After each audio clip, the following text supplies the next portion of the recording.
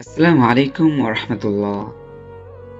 আবু মুসা রাদিয়াল্লাহু তাআলা আনহু হইতে বর্ণিত, তিনি বলেন, তারা সাহাবাগণ জিজ্ঞাসা করলেন, হে আল্লাহর রাসূল, ইসলামে কোন জিনিসটি উত্তম? তিনি বললেন, যার জিহ্বা ও হাত হতে মুসলিমগণ নিরাপদ থাকে।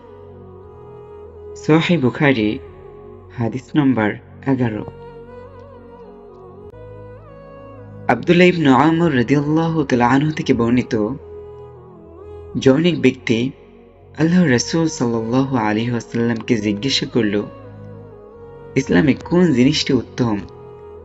তিনি বললেন, তুমি খাদ্য খাওয়াবে ও চেনা অচেনা সকলকে সালাম দিবে। সহিহ বুখারী হাদিস নং 12।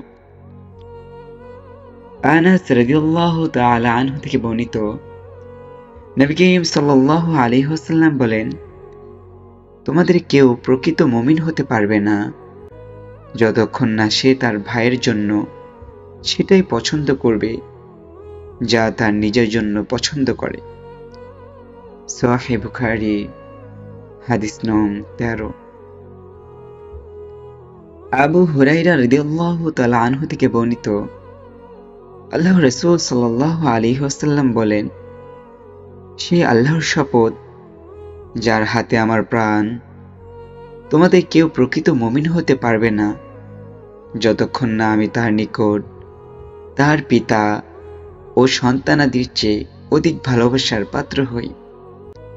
সহিহ বুখারী শরীফের হাদিস 14।